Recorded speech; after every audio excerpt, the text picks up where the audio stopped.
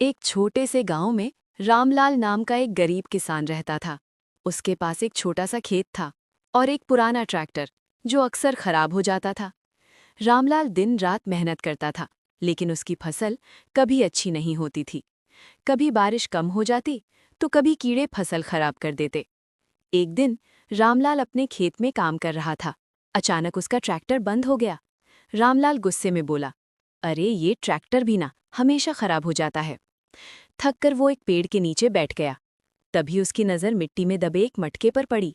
वो हैरान होकर बोला, ये क्या है? जैसे ही उसने मटका बाहर निकाला, अचानक मटका चमकने लगा और एक आवाज आई, डरो मत, मैं एक जादुई मटका हूं। रामलाल डर गया। क्या? मटका बोल रहा है?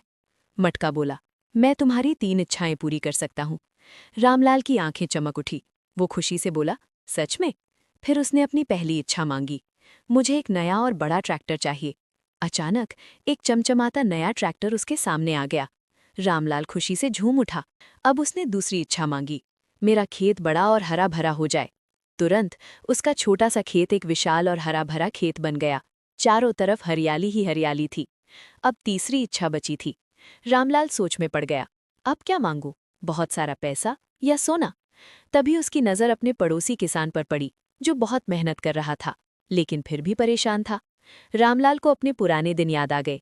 वो कुछ पल चुप रहा, फिर मुस्कुराया और बोला, मेरी तीसरी इच्छा है कि मेरे गांव के सभी किसान खुशहाल हो जाएं। जैसे ही उसने ये कहा, पूरा गांव चमक उठा। हर खेत हरा भरा हो गया। हर किसान के पास अच्छा ट्रैक्टर आ गया। गांव के लोग खुशी से झूम उठे। सब रामलाल का धन्यवाद करने लगे। धन्यवाद रामलाल। रामलाल के चेहरे पर सच्ची खुशी थी। कुछ समय बाद जादुई मटका गायब हो गया, लेकिन उसकी दी हुई खुशियां हमेशा के लिए रह गईं। रामलाल अब समझ चुका था, असली खुशी दूसरों की मदद करने में होती है। सीख, सच्ची खुशी दूसरों के साथ बांटने